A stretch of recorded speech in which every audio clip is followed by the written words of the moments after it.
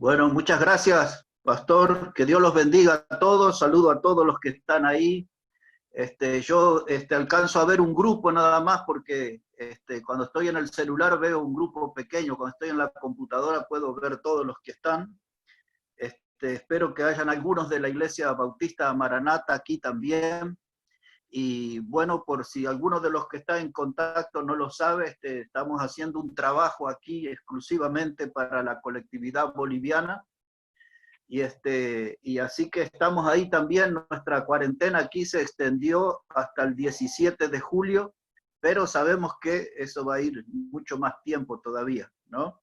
Entonces, lo bueno que podamos estar orando unos por otros, y este distanciamiento, uno nota que trae cierta frialdad espiritual, ¿no? Algunos hermanos nos cuesta a veces tomar contacto, no sabemos todo en detalle cómo van sus vidas, y bueno, es una dificultad esto, ¿no? De no poder reunirnos.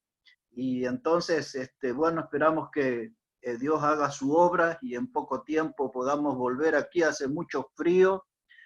Hoy es un día de lluvia desde la mañana. Así que, pero bueno, todavía hay fuego en el corazón para predicar la palabra. Y la idea hoy era hablar un poquito sobre la necesidad que tenemos de un avivamiento espiritual, ¿no? De mantenernos ahí vivos. Y yo estuve aquí trabajando en un tema que vamos a tener como base el libro de Génesis, el capítulo 30, así que si pueden abrir ahí sus Biblias, en Génesis el capítulo 30,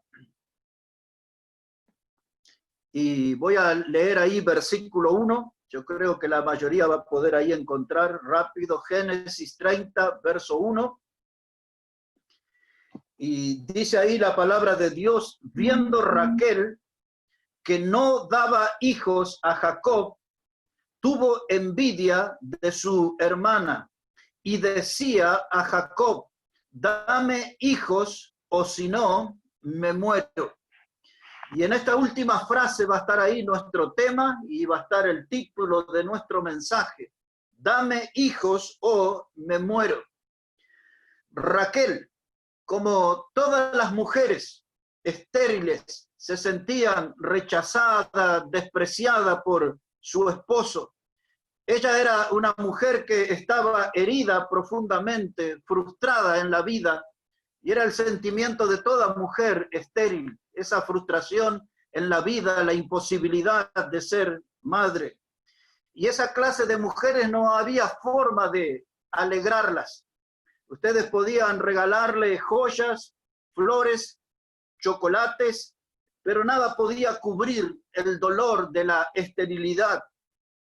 Y Raquel tiene ahí un clamor que nosotros podríamos definir como un clamor desesperado a su esposo y a Dios también. Y ella dijo a Jacob: dame hijos o me muero, dame hijos o me muero. Y espiritualmente hablando, hermanos, hoy son muchos los creyentes que necesitan este mismo clamor. Son muchos los creyentes que hoy necesitan levantar su voz y hacerle escuchar al Señor que tenemos esa necesidad de tener hijos espirituales, que tenemos esa necesidad de ganar almas para Cristo, porque la esterilidad es parte del programa y del plan del diablo. Quisiera repetir eso: la esterilidad es parte del programa y del plan del diablo. El diablo quiere ver a los cristianos estériles. El diablo quiere ver a las iglesias estériles, sin ninguna clase de fruto. Y parece que él está ganando esa batalla, porque hoy estamos viviendo días de una iglesia improductiva, y no es por asunto de la pandemia. Me hace pensar esto cuando el Señor vino a aquella higuera. Esto el Señor contó ahí en Mateo 21, y en el verso 18 y 19 dice que vino a la higuera porque él tenía hambre y solamente halló hojas y no halló ninguna clase de frutos. Y el Señor, dice la palabra de Dios, que él maldijo la higuera con aquellas palabras: jamás nazca de ti fruto. Y esa higuera se secó definitivamente. Y a veces el Señor llega a nuestras congregaciones y tenemos ahí un lindo edificio y tenemos linda decoración y tenemos todos los elementos para tener una gran reunión, un gran culto, pero no hay frutos. A veces nuestras iglesias bautistas se parecen a esa higuera, pura hoja nada más, pero no tenemos frutos. Y el Señor quiere llamarnos la atención, y ahora sí les quiero invitar, después vamos a volver a Génesis 30, pero les quiero invitar un momento al Evangelio de Lucas en el capítulo 13, hablando de este tema de higuera, en Lucas el capítulo 13, y si pueden poner su atención en el versículo 6, Lucas 13 y el versículo 6, dijo también esta parábola. Tenía un hombre una higuera plantada en su viña y vino a buscar fruto en ella y no lo halló. Y dijo al viñador, he aquí, hace 3 años que vengo a buscar fruto en esta higuera y no lo hallo. Córtala. ¿Para qué inutiliza también la tierra? Y él entonces respondiendo le dijo, Señor, déjala todavía este año hasta que yo cabe alrededor de ella y la abone. Y si diere fruto, bien, y si no, la cortarás después. A través de este pasaje, el Señor quiere darnos aquí una enseñanza. La primera que notamos es que la paciencia de Dios tiene un límite. La paciencia de Dios tiene un límite. Y en nuestra vida, hermanos, si nosotros no tenemos frutos en nuestra vida, estamos en una zona de riesgo, como esa higuera, y nuestra vida se puede terminar, se puede cortar. Porque la pregunta que necesitamos responder es, ¿para qué quiere Dios hijos acá que no van a producir nada para su gloria? ¿Qué clase de adornos seremos en esta tierra que no producimos frutos para la gloria de Dios? Pero aquí había un mayordomo, alguien que intercedió. Y muchos de nosotros no sabemos cuántos días de vida tenemos por delante. Quizás somos de esa clase de cristianos que no tenemos fruto y Dios ya le puso un límite, una fecha de vencimiento a nuestro trabajo. Pero quizás el mismo Señor está interviniendo por nosotros. Déjalo un año más, déjame que trabaje, una oportunidad por un año más y entonces si no da fruto, córtala. Y quizás nosotros, nuestra vida puede estar ahí en ese lugar de la higuera. Quizás el Señor, por falta de fruto, ya está decidido para cortarnos y llevarnos con Él. Todo eso a mí me hace pensar y me presenta un desafío de la importancia de trabajar y de comprender que la esterilidad tiene una solución y que ya no es un mal incurable. Hay un remedio. Nosotros podemos poner fuego en nuestro corazón, un fuego que venga de una brasa encendida del mismo altar de Dios, para que ese fuego se encienda en nuestra vida, en nuestro ministerio, se encienda en nuestra familia, ese fuego de Dios se encienda en nuestra congregación y podamos ver ese avivamiento espiritual. La esterilidad tiene solución. La esterilidad no es un mal incurable. Y si hoy nosotros estamos en esa categoría de cristianos sin fruto, hoy podemos empezar a corregir y podemos empezar a traer salud a nuestra vida, avivamiento espiritual a nuestra vida, empezar a curar ese problema de esterilidad que tenemos en el ministerio. Pero eso, hermano, no lo vamos a lograr con una oración de rutina. Yo más bien creo que tenemos, pensando ahí en la expresión de Raquel, dame hijos o me muero, yo noto hasta un cierto tono de desesperación en ese clamor. Yo creo que nosotros, hermanos, tenemos que romper la rutina e ir delante de Dios con una oración fervorosa, con una oración realmente que podamos despertar la atención de Dios. Quizás una oración como la que el Señor Jesucristo hizo allá en el huerto de Getsemaní. Recuerdan allí en el Evangelio de Lucas, en el capítulo 22, del 39 al 44. Allí el Señor cuenta que Él fue al huerto de Getsemaní como solía, dice el Evangelio. Esa palabra como solía quiere decir como era habitual, como estaba acostumbrado a hacer eso. El Señor era un hombre de oración. Sin embargo, nosotros tenemos un estilo de oración muy debilitado. Somos a veces como anémicos espirituales, como raquíticos espirituales, porque nos falta oración. Un hombre ya hace algunos cuantos años atrás dijo en el púlpito que la oración es la sangre del alma. Y a veces uno ve un cristianismo que no tiene esa fortaleza espiritual, esa fortaleza en su alma, porque falta oración, el condimento esencial de la oración. Y volviendo allí a Getsemaní, dice que el Señor tomó distancia de los discípulos como de un tiro de piedra. Estimamos que a unos 40, 50 metros, él se fue allí, dice que doblando sus rodillas, él oró. Y en aquel lugar fue el donde vio aquella copa, donde le pidió al Padre que si era su voluntad pasara de él esa copa. Y dice la Biblia que él estaba allí en agonía. Y esa palabra agonía, la palabra griega agón, era una palabra que se utilizaba para los atletas. Aquellos atletas que se sacrificaban, que hacían un gran esfuerzo, para ellos se usaba la palabra agón. Pero también la palabra agón se utilizaba en la batalla, principalmente cuando todos gritaban a una y se iban al ataque en búsqueda del enemigo. Y esa se usa la palabra agón para un atleta o para una batalla. Y esa era la clase de oración que estaba haciendo el Señor. Por lo tanto, él estaba allí en una pelea espiritual, clamando al Padre Celestial. Y nosotros sabemos que él estaba orando por misericordia para que ustedes y yo pudiéramos ser salvos un día. Estaba el Señor en esa oración allí, en una batalla importante. Él estaba clamando por nuestras almas. Y eso tiene una conexión con el clamor de Raquel: dame hijos o me muero. Cuando nosotros buscamos en Hebreos el capítulo 5 y el versículo 7, allí el escritor a los Hebreos dice que el Señor Jesús en los días de su vida, dice que él clamó. O sea, el escritor de Hebreos da detalles que no aparece ahí en el Evangelio de Lucas, y dice que esa oración que hizo Jesús puesto de rodillas, dice que era un clamor, y dice que eso fue hecho también allí como con lágrimas también. Esa oración que el Señor Jesucristo hizo estaba bien condimentada, era un clamor, tenía súplica y tenía lágrimas. Y esa clase de oración es la que nos está faltando a nosotros. Leticia, ¿estás cocinando? Son oraciones de ojos secos, no hay lágrimas, no hay cosas que nos muevan y nos conmuevan, porque no estamos yendo en oración.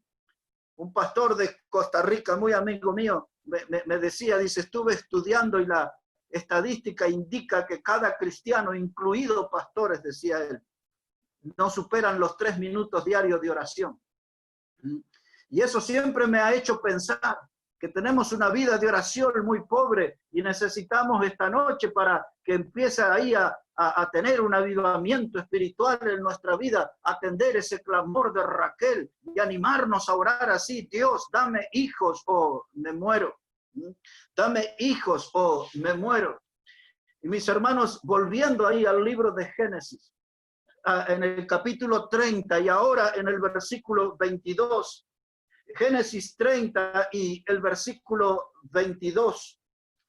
Mire cómo dice la palabra del Señor. Dice: y se acordó Dios de Raquel, y la oyó Dios, y le concedió hijos. Y concibió y dio a luz un hijo, y dijo: Dios ha quitado mi afrenta.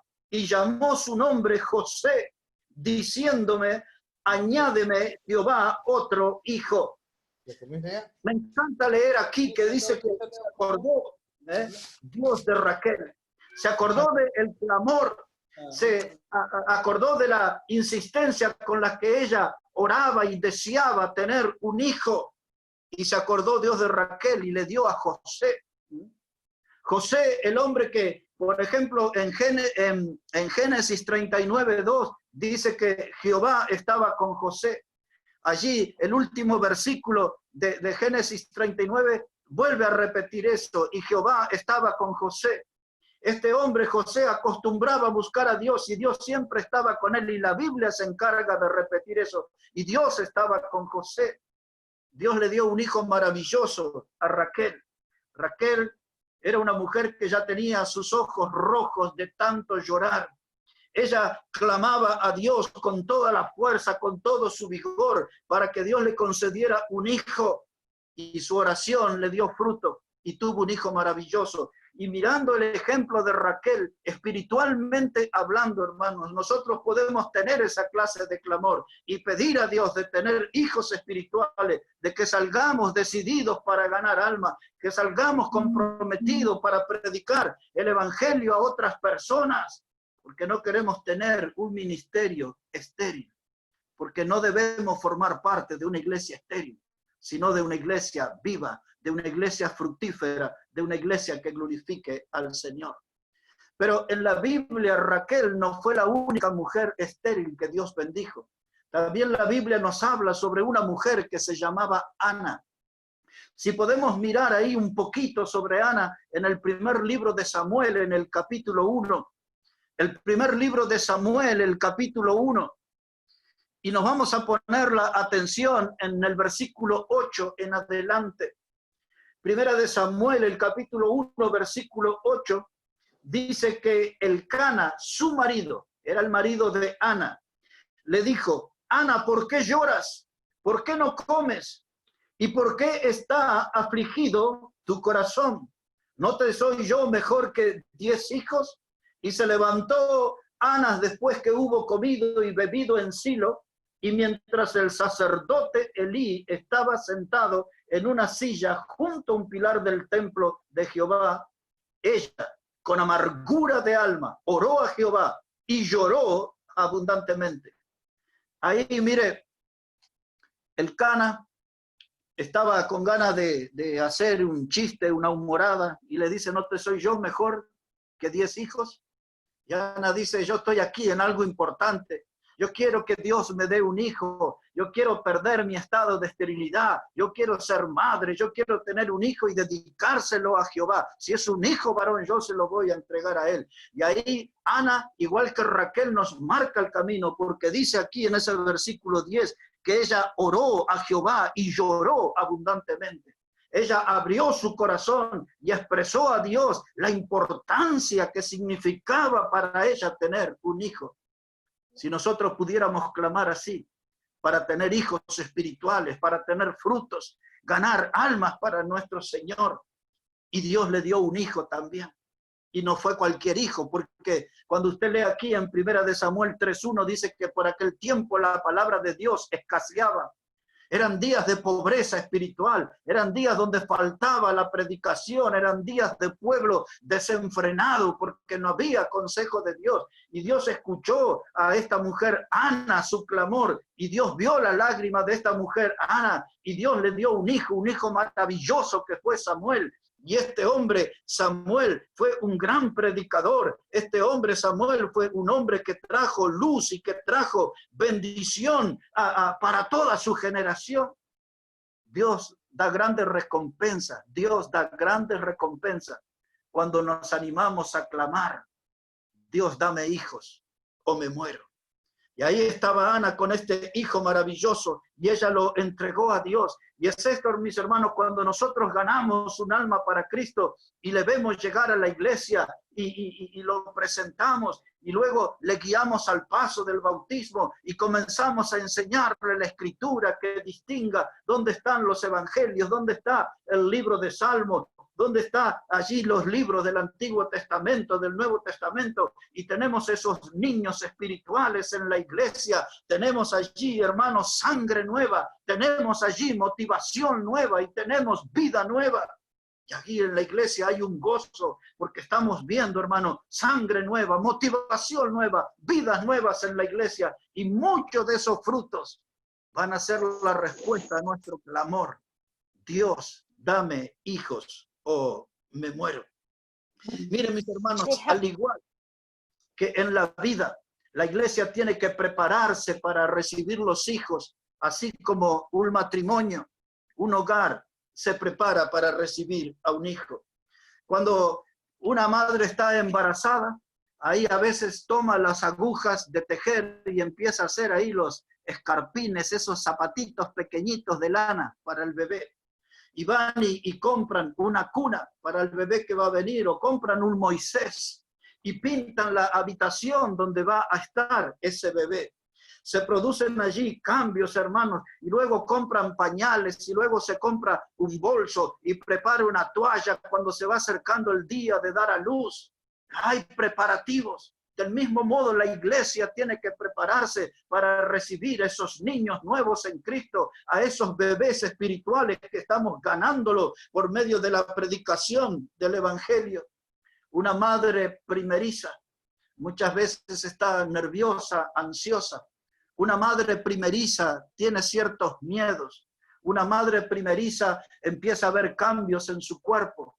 Ven que sus pechos se hinchan porque ya está ahí juntando leche con la cual va a alimentar a su bebé. Su pancita empieza a crecer como señal de que el bebé va a venir pronto. A veces sus piernas se hinchan. Hay un cambio en el físico de la mujer y la mujer se va preparando para recibir el fruto de su vientre. Del mismo modo en la iglesia, hermano, tenemos que prepararnos. Y el primer paso para la preparación de ver a nuestra iglesia crecer, nuestra familia en la fe crecer, es empezar a clamar como Ana, como Raquel: Dios, dame hijos o me muero.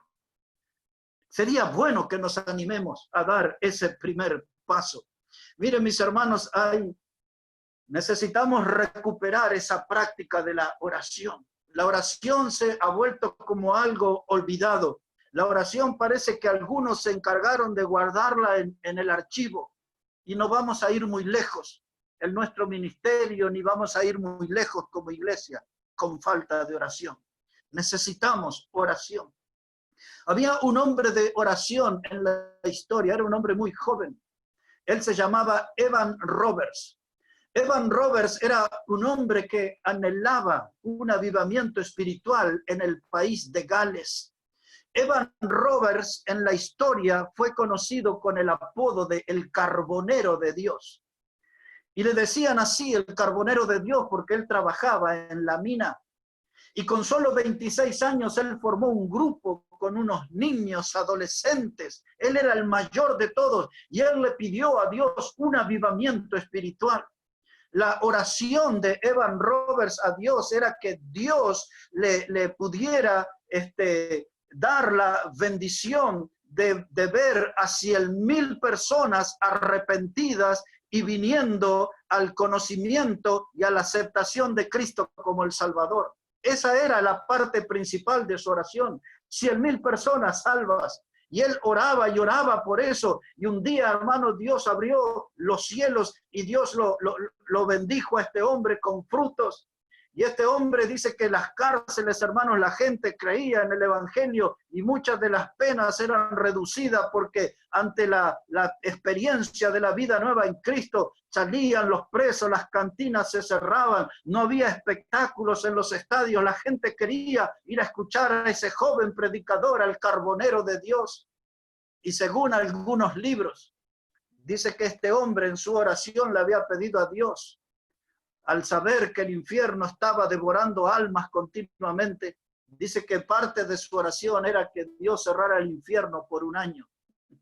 Y Gales experimentó uno de los avivamientos más impactantes en la historia, con un hombre joven, con adolescentes y con niños.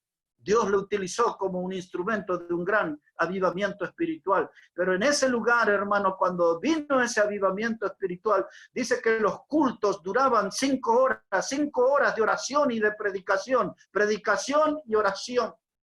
Y usted sabe, hermano, que en nuestras congregaciones ya a los 45 minutos, la hora, la gente ya empieza a mirar su reloj y empiezan a mirar a los costados, a distraerse. Hoy no se aguanta tiempo de predicación. El primer avivamiento espiritual que hubo en la Biblia, ahí está todo bien redactado en el libro de Nehemías, en el capítulo 8.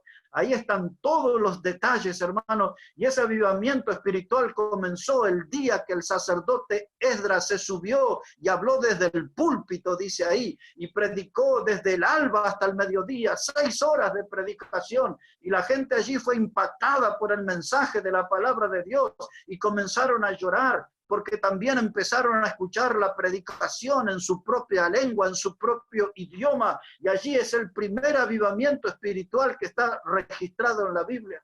Nehemías capítulo 8. Pero había predicación. Y así tenemos que acostumbrar a nuestra gente a escuchar buena predicación bíblica y a motivarlos y acompañarlos nosotros como pastores en una vida de oración, porque donde hay una predicación fiel y donde hay una oración constante, ahí se empiezan a abrir las puertas para el avivamiento espiritual. Mis hermanos, necesitamos nosotros animarnos y hablar con Dios y pedirle como Raquel, oh Dios, dame hijos o me muero. Porque sepamos nosotros, hermanos, que los hijos de las mujeres estériles en la Biblia fueron personas, hermanos, que tuvieron una vida destacada delante de Dios. Cuando Sara tenía 90 años, en el libro de Génesis, en el capítulo 17 y el verso 17, ella tuvo a Isaac, el hijo de la promesa. De allí, de esa descendencia, iba a venir la nación de Israel. Iba a venir el Mesías. Raquel vimos que dio a uno de sus hijos, maravilloso, que fue José. Había un hombre que se llamaba Manoa y su esposa era estéril. Y Dios le concedió a esa mujer estéril un hijo maravilloso que fue Sansón. El Nuevo Testamento nos habla de una mujer estéril que se llamaba Elizabeth y Dios le dio un hijo que se llamó Juan el Bautista. Mire, si esas mujeres estériles se hubiesen rendido, ¿de cuántos hombres valiosos nos hubiésemos privado en la humanidad? Hay que animarse a orar, escapar de nuestro estado de esterilidad y empezar a tener hijos espirituales, animarnos a ganar alma, a dejar a un costado las excusas de que no me animo, que siento vergüenza, que no conozco lo suficiente de la Biblia, que se burlarán de mí. Tenemos muchos argumentos, pero ninguno es de valor. Hay que animarse, salir y predicar, porque ahí vemos la combinación perfecta. El hombre predica y Dios salva, el hombre predica y Dios salva. Es el Señor el que hace la obra y tenemos que nosotros escapar del estado de esterilidad y animarnos, hermanos, porque a veces hay oportunidades que son únicas. En esta mañana yo me acordaba que un día yo había ido a predicar a unos talleres donde había ahí mucha gente de Bolivia. Los sábados acostumbraba, esto como 6, 7 años atrás. Y un día llegué muy sobre la hora a la reunión del sábado y había una parejita joven allí y querían hablar conmigo, pero ya los hermanos estaban sentados como para comenzar la reunión y yo dije que iba a predicar y después me iba a sentar a hablar con ellos. Pero el muchacho me insistió que quería hablar conmigo y nos sentamos a hablar. Él tenía un problema de adicciones a las drogas. Había estado en un lugar ahí, en una granja. Y entonces ahora él quería comenzar esa vida nueva y tenía ahí la chica tenía un hijo con él, pero el papá de ella no lo aceptaba al muchacho. Pero él manifestaba que quería comenzar una vida nueva y mientras empezaron los himnos en la congregación, yo le prediqué la palabra de Dios y él creyó en el Señor Jesucristo como Salvador. Oramos allí juntos y luego en el culto lo presentamos ante la congregación y entonces él dijo, mañana voy a venir a la iglesia por el día domingo. Ese día domingo no apareció. Y me llamó mucho la atención porque lo había notado muy sincero. 21 años, su nombre, David. Al día lunes yo tenía que viajar para otro país para iniciar unas conferencias. Al regresar, un hermano de nuestra congregación, un soldado, me fue a buscar al aeropuerto. Y él lo primero que me dijo, dice, ¿se enteró algo de David? Y le dije, no sé nada. Y me dijo, bueno, dice, cuando él se fue de la iglesia, él se fue a su casa muy contento con esa certeza de haber creído en Cristo como su Salvador. Pero a las 2 de la mañana, él quiso ir a la casa de una hermana de él para hablar sobre el Evangelio. Y en el camino lo asaltaron y lo mataron esa madrugada. Cuando yo recuerdo la historia de David, de ese muchacho tan jovencito, 21 años, ¿qué hubiese sido si yo no lo hubiese predicado esa noche? hubiese estado perdido para siempre. Si en esa noche no le hubiese dedicado ese tiempo y habiendo explicadole el evangelio, guiándole hacia la cruz del Calvario para que la sangre de Cristo le limpie su pecado y le dé una vida nueva. Hermanos, nadie tiene el minuto siguiente asegurado. Por eso es que tenemos que animarnos, no solamente a clamar, sino que después del clamor de decir a Dios, dame hijos o me muero, hay que pasar a la acción y predicar la palabra de Dios. Somos nosotros muchas veces fáciles de enfriarnos. Problemas que surgen en la iglesia, en el vecindario, en la familia, en la vida laboral, en muchas cosas nos deprimen, nos desalientan, a veces las limitaciones económicas, y eso pueden ser a veces algunos elementos que nos hacen perder de vista la gran necesidad de las almas. Y necesitamos nosotros enfocarnos en los que están perdidos, en los que no tienen a Cristo. Y si hace mucho tiempo que no ganamos a alguien para Cristo, hoy podríamos comenzar con este clamor como el de Raquel. Oh Dios, dame hijos o me muero. Cuando usted mira, por ejemplo, en el libro de los Proverbios, capítulo 27, versículo 20, dice que el Abadón y el Seol nunca se sacian. Ese pasaje del Abadón y del Seol nunca se sacian. Seol es una de las palabras hebreas para infierno. Y eso va acompañado con aquel texto de Isaías 5:14, cuando Isaías dice que el Seol ensanchó su boca. Y con esos textos nos hacemos la imagen, construimos la imagen de que el infierno día a día va agrandando su boca y está devorando almas preciosas que eran nuestra responsabilidad de alcanzarlas con el mensaje del evangelio. Como yo decía el día domingo en la prédica, nosotros los predicadores somos responsables por los pecadores de esta generación. Todos los predicadores somos responsables por los pecadores de esta generación. Es nuestro desafío, es lo que Dios espera, que lleguemos a ellos con el mensaje del evangelio. Y si algo nos está paralizando, pues comencemos con ese clamor. Oh Dios, dame hijos o me muero. Esta frase de Raquel la hizo mucho más famosa un predicador de la historia de allá de los años 1500. Él se llamaba Juan Knox. Juan Knox fue el hombre que fue el instrumento de Dios para el avivamiento espiritual en Escocia. Juan Knox fue el hombre que en su tiempo clamó del mismo modo y su expresión era: Dios, dame Escocia o me muero. Por aquellos días en el reinado estaba María Tudor. María Tudor en pocos días había matado a 340 cristianos. Y eso hizo que María Tudor ganara el mote, el apodo de María la Sanguinaria. Y así con ese apodo se la conoce en la historia, María la Sanguinaria. Pero Juan Knox se presentó y le dio batalla y hasta escribió un libro en contra de ella. Juan Knox estudió después con Juan Calvino para que nos ubiquemos en el tiempo donde él vivió. Y Juan Knox era un hombre que tenía ese estilo de predicación, como se dice, al hueso, una predicación al hueso, profunda, y Juan Knox pudo ver hecho realidad su petición: dame Escocia o me muero, porque Escocia, a pesar de las persecuciones, cayó rendida al poder del evangelio. Escocia alcanzó salvación, de tal modo que en las páginas de la historia se escribe que mientras Escocia exista se hablará del nombre de Juan Knox, un gran portador de avivamiento espiritual. Esta misma María Tudor, María la Sanguinaria, hay un documento donde ella dice: le tengo más miedo a la prédica y a la pluma de Juan Knox que a todos los ejércitos de Roma. Esas expresiones nos permiten imaginar la clase de predicador y la convicción que tenía Juan Knox, y con la forma que él clamó a Dios: dame Escocia o me muero, dame Escocia o me muero. Si algo de esa sangre pudiera correr por nuestras venas, ¿verdad? Creo que nos haría muy diferente. Creo que nos haría muy diferente.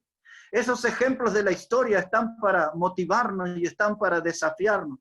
Esos ejemplos de la historia están para demostrarnos que es posible que nosotros podamos conseguir frutos como ellos. No tenemos por qué estar atrapados en la esterilidad. Podemos ser predicadores fructíferos, hombres y mujeres que ganen alma para la gloria de nuestro Señor.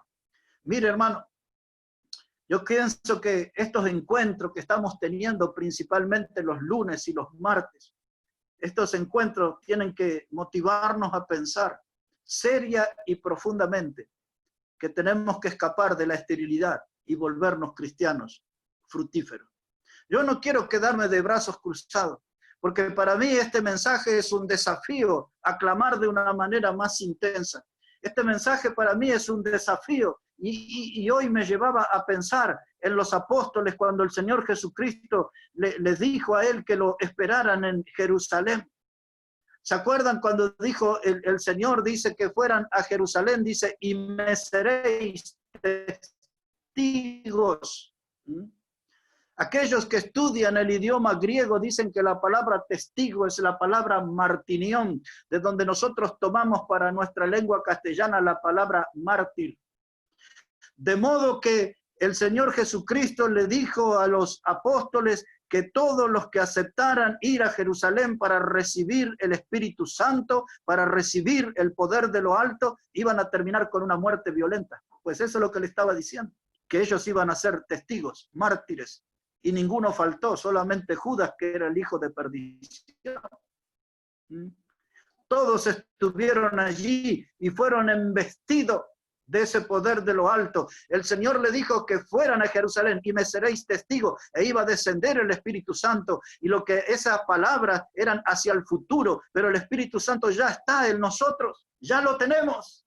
Solamente hay que salir decididos a predicar la palabra de Dios, a compartir el evangelio. Ahora en estos días, hermanos, de pandemia, yo estoy escribiendo mensajes ahí en el Facebook. Volví después de casi 4 o 5 años a meterme en el mail. Hay personas que me están ayudando, algunos desde Cochabamba, otros desde el sur de la Argentina, y están agarrando todos mis audios y lo están subiendo al mail, y estamos ahí enviando prédicas. Ya esto empezó esta semana, y estamos enviando prédicas por el mail, y enviamos prédicas por el WhatsApp, y publicamos las prédicas ahí en el Facebook, y hablamos en los programas de radio. Todo, hermano, los medios que tenemos a nuestro alcance. La pandemia no nos puede privar de predicar el evangelio. Hay que hablar como sea, hermano, como sea. Un folletito, alcanzarlo. Ahí, hermanos, si usted ve, cuando va a la verdulería, a la panadería, todos andan ahí como con trajes de astronauta, ¿no? Y detrás de los barbijos, y lo miran, uno se pone en la fila y ya mira la gente y hace el cálculo para asegurarse que uno esté a 1,5 metros o 2 de distancia. Están todos muertos de miedo. A ellos les vendría bien escuchar el mensaje. Son gente de Bolivia. Y siempre me están preguntando, ¿y cómo va la iglesia? ¿Y cómo están los paisanos? Me dicen. Y ahora hace poco empecé a ir a una casa de dietética, no porque haga dieta, pero voy, compro miel y canela ahí. Y ahí me dicen, ¿y cómo ve el mundo? ¿Cómo están las cosas? Y toda la misma gente, hermano, le prepara a uno el terreno para que predique el evangelio. El sábado me hicieron una nota, hasta quizás el periodista esté aquí, no sé, porque yo lo invité. Y entonces, en la nota que me hicieron el sábado y que ya envié a varios de ustedes y a otros se las voy a enviar en las próximas horas, hablé sobre 3 palabras que atemorizan a la gente de hoy. La palabra pánico, la palabra angustia y la palabra desesperación. Y yo les digo, más que decirles, les recuerdo, mis hermanos, que el evangelio puede eliminar el estado de pánico, de angustia y de desesperación de la gente. El evangelio le puede proveer suficiente paz y suficiente seguridad en estos días para que puedan confiar en el Señor. Como dice nuestro viejo coro, puedo confiar en el Señor, no me va a fallar. Usted y yo lo sabemos, pero el mundo no lo sabe. Y el mundo nos prepara, hermano, con sus preguntas, nos preparan el camino para que les hablemos del evangelio. Mis hermanos, tenemos que ser una clase de sal, que no pierda su sabor. Tenemos que ser en esta vida nosotros sal y luz. Y cuando pensamos en la sal, que no perdamos el sabor, hermano, no nos volvamos insípida, porque la sal insípida solamente, dice el Evangelio, servía para ser hollada y pisoteada.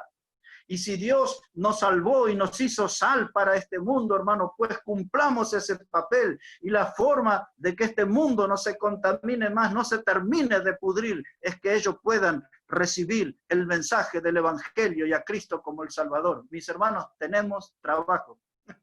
Tenemos trabajo y tenemos mucho, porque las necesidades son grandes. Necesitamos poner punto final a nuestra esterilidad y ganar almas. Y un día, en el año 2016, estando en la iglesia bautista Getsemaní, ahí en Santa Cruz, en el púlpito que ocupa el pastor Pardo, un hombre de Dios llamado Miguel Macubin predicó un mensaje. Y a mí me llamó la atención una cosa que él dijo. Miguel Macubin dijo así en una predicación, él dijo que el altar es la oficina de Dios donde yo puedo hacer grandes negocios.